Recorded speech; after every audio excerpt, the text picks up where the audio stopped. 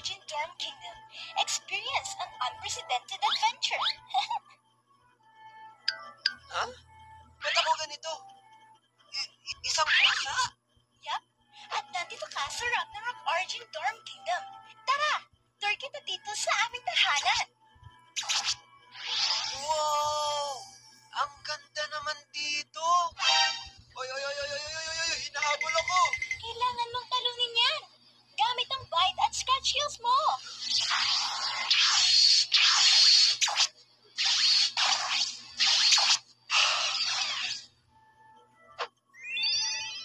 Ang astig! Sa bawat lakbay mo, ay marami kang makikilalang bagong kaibigan. Siya nga pala si Milmy, ang bago mong makakasama sa Malangto at Freeport. Bye, at enjoy!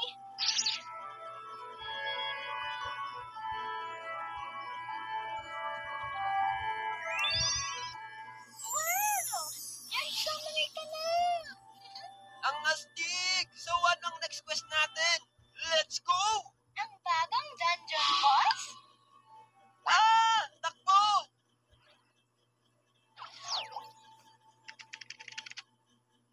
Ma, punta daw sila uncle sa beach. Pwede ba akong sumama? Ay, hindi. Walang mag-aasikaso sa inyo dun. Baka malunod kayo. Sasama naman sila uncle at ibang pinsan ko eh. Ay, magiinuman lang yung mga yon. Huwag ka nang sumama. Pero ma, ngayon lang naman to eh. Ah, basta, hindi ka sasama. Tigas ng ulo mo ah. Oh, ano? Pinayagan ka? Hindi po eh. Kawawa naman. Sige, next time ka na lang sumama. Iiyak na yan. Iiyak na yan. Oh, ba't ka umiiyak? Alis na sila. Hindi mo kasi ako pinayagan. Sa susunod ka na lang sumama kapag kasama kami. Matagal na naman ako maghihintay. The next outing. Uy, Jen, mag-impake na kayo. Ay, sus, ang tagal-tagal nyo. Di ba gusto nyong mag-outing? Dalian nyo, baka mamaya maiwan tayo niyan. Alright. Buti nalaban yung paboritong brief. Ay, sa akin yan. Anong sayo to? Sa akin to. Binili namin to ni mama sa ukay-ukay. Ay, pati brief pinag-aawayan nyo pa. E pare-parehas lang naman yung mga yan. Ma, nakita mo ba yung tuwalya? Ay, hindi ko alam. Gamitin mo yung mata mo. Auntie, pahiram nga daw po ng kaldero nyo. Ay, yan na naman yung mga hiram-hiram nyo. Tapos hindi nyo pinabalik. Kung ibabalik nyo naman, wala na yung mga takip. Ay, Huwag kayong mag-alala, auntie. Ibabalik din namin. siguraduhin nyo ah. Ma, Oh, bakit? nasusuka ako ba? Ay, ano ba yan? Mare, may plastic ka ba dyan? Eto, Mare, oh. Oh, ayan, dyan ka magsuka. Bakit kasi ang dami mong kinain kanina? Nagsusuka. Mahinang nilalang.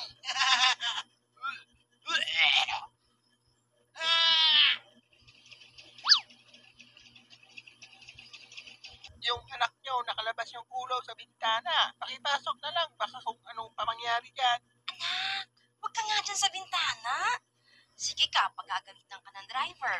Pero ma, gusto ko pa magtingin-tingin. Sige, papalinis niya yung pad mo. Tapos, iiwan ka na dyan sa kalsada. Ay, hindi naman ako ganyang kasama. Ano yun? Ay, naaway ako. Tae! Ay, sorry. Tumain yung baby ko. Palitan ko lang ng pampers, ha? Pwede bang tumigil tayo para makalabas muna kami? Wag na. Kayo naman. Mabilis lang to. Baka maliit pa tayo sa outing natin eh. Hindi tayo makapag-enjoy. Tuloy lang ang biyahe. Buksan nyo lahat ng pinto! Yay! Makakatingin ulit ako sa labas. Oh, ano nangyayari sa'yo, Jen? Hindi ko kaya yung amoy ng tayo, ma. Nasusuka ulit ako. Ano yun? Mukhang naflatan tayo, pare. Ano ba yan? Tingnan mo nga. May nasagasaan tayong pako, pare. Kung minamalas nga naman, oh. Kung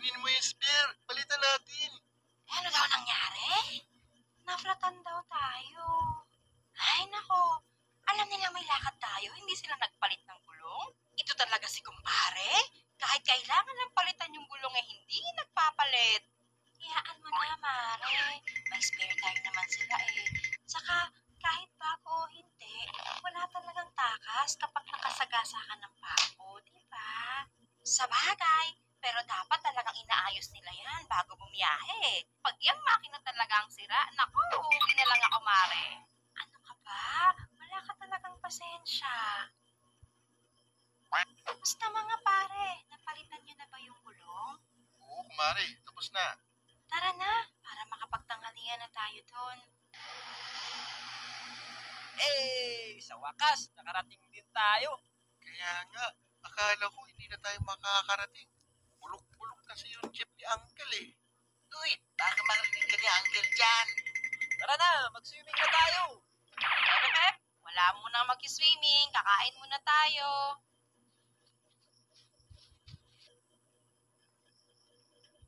Hindi pa pala luto eh. Mabilis lang ba maluto? Malamang hindi. Kayong mga bata talaga masyadong mainipit. Tulungan niyo muna yung mga uncle niyo magluto. Ano ba yan? Magsiswimming na nga lang, magluluto pa. Sila na bahala dyan. Basta, tulungan niyo yung mga uncle niyo magluto para matuto din kayo sa buhay. Tong mga batang to. Ano na naman pinagtatalunan nyo dyan? Sabi ni Mama, di kami pwedeng mag-swimming hanggat di pa kumakain. Di pa pala luto. Tapos gusto niya na matuto daw kami magluto. Di ba, makakaistorbo lang kami sa inyo. Huwag ka mag-alala, Jen. Mabilis lang to. Tsaka, alam mo bang hindi kumpleto ang outing nyo pag wala kayong mga tagaluto? Isa ito sa pinaka-importanting parte ng outing. Dahil kung walang pagkain, wala akong lakas may pagsabayan sa alon ng dagat. Sa bagay, tama kayo, Uncle. Okay, sige na, tutulong na ako sa pagluluto. Oh, kunin mo yung bangus tsaka yung mga ibang ingredients natin dyan. Habang inihahanda ko yung ihawan, Ito na, Uncle. Anong gagawin ko dito? hiwain mo yung sibuyas at kamatis dyan para ilalagay natin sa loob ng bangus. Ilalagay pala to sa loob ng bangus? Oo naman, para mas masarap yung bangus. Sige na, hiwain mo na yung mga yan. Okay na, Uncle. Lagyan mo na ng seasoning, tapos ipasok mo sa loob ng bangus. Okay na, Uncle. Iluto mo na to. Di pa tapos. Babalutin pa natin yan ng foil Foil? Bakit natin babalutin ng foil? para hindi kaagad masunog yung bangus natin. Pag walang foil, pwede din tayong gumamit ng dahon ng saging. Amazing! Oh, ilalagay ko na to sa grill ha. Ikaw na bahala magpaypay nito. Pagkatapos mo dito, tulungan mo ako iluto yung iba pang ulam. Okay, Uncle.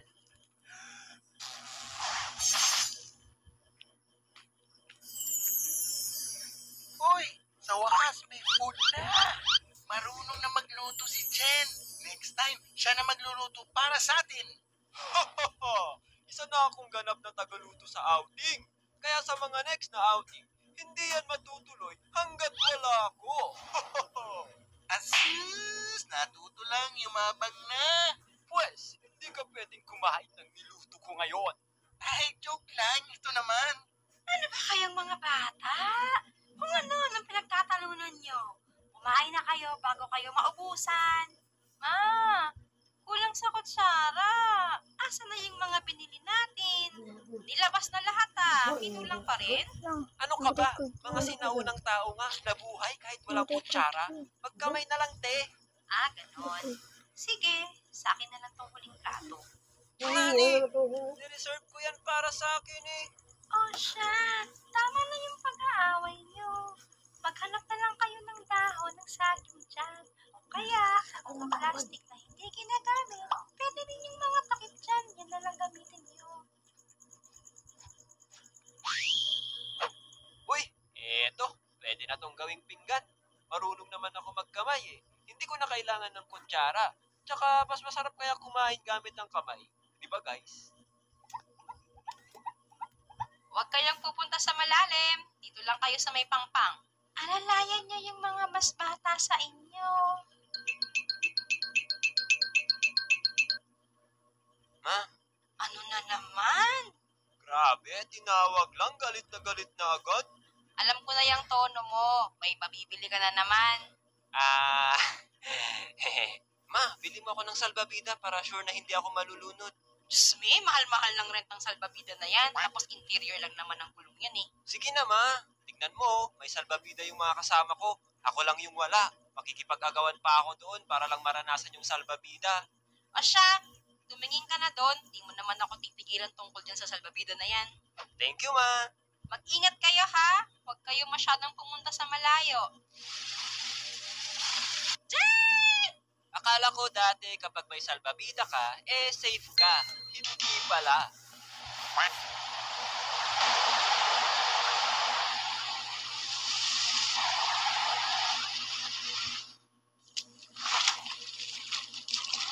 Ay, ayoko na gamitin tong salbabida na to. Bumabaliktad naman ako pag may alon. Ang dulas pa sa katawan. Isa pa tong tire valve na to. Tumutusok sa katawan ko. Ang sakit. Uy, anong ginagawa mo? May mga nakita akong isda. Sinusubukan kong hulihin. Saan? Tingnan mo lang dyan sa paligid mo. Bigla silang lalabas. Wow, meron nga. Ang hirap naman nila huliin. Dahan-dahan ka lang kasi. Huwag mo silang gulatin. Aray! Ano ba ito? May tumusok sa paa ko. Hala, si Urchin yan. Wala rin ba pagkakatusok sa'yo, Nak? Delikado yan.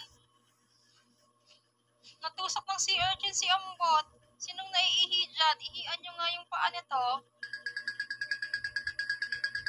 Nakakagaling ba talaga yun? Hindi ko alam. Pero yan yung sabi-sabi nila eh. Dapat pumunta na lang sila ng hospital. Ang malay ko, may hiling galing talaga yung ihi sa tusok ng sea urchin. Di ba? Uy, Jen, laro tayong buhangin.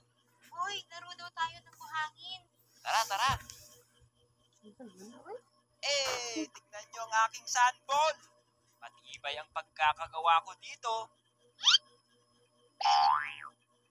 Hindi naman matibay eh. Siyempre, binato mo. Hawak-hawakan mo lang kasi.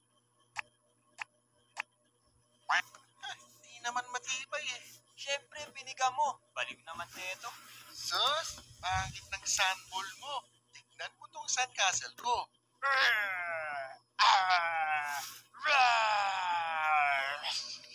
Hoy, wag mo sinira ang sandcastle ko. Di ba nga, castle yan? Ako yung monster na atake sa castle mo. Zeus, gusto mo lang sirahan yung castle ko eh. Sinira mo yung sandball ko eh. Naku, pati ba naman yan? Pinag-aawayan kanina. I love you, Burnik? Crush niya si Burnik. Sa dinami-dami ba naman ate? Si Bornik pa?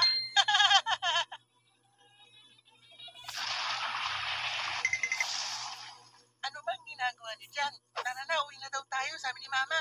Ha? Maaga pa. Kaya nga eh, nagkukulik pa ako ng shells doon eh. Ay, magsipagpalit na kayo. Uwi na tayo. Baka magabihan pa tayo sa daan. Ayoko talaga sumasama sa mga outing ng matatanda dati kasi potek yan, babiyahe kayo ng malayo tapos ilang oras lang kayo mag-e-enjoy. Well, naiintindihan ko naman sila kasi tumatanda na rin ako. Yung energy na meron tayo nung bata tayo, ibang-iba kapag matanda ka na. Madali ka na mapagod, gusto mo nang umuwi, ayaw mo nang nagagabihan, ayaw mong naabutan yung traffic. Pero sa mga bata, hindi nila masyado alam yun. Kaya nga, pansin nyo kapag outing, di ba? May mga batang umiiyak kapag pinapaahon mo na sa swimming pool. Kasi gusto pa nila mag-enjoy, hindi pa sila pagod. Kaya opinion ko lang sa mga magulang dyan, kung hindi nyo masabayan yung energy ng anak nyo, doon lang kayo mag-outing sa malapit para mas maraming time mag-banding-banding. Or mag-stay kayo ng 2 days or 3 days sa pupuntahan nyo para sulit. Ay, ang dami mong sinasabi. Mag-impake na kayo. Ilagay nyo na sa plastic yung mga basang damit nyo.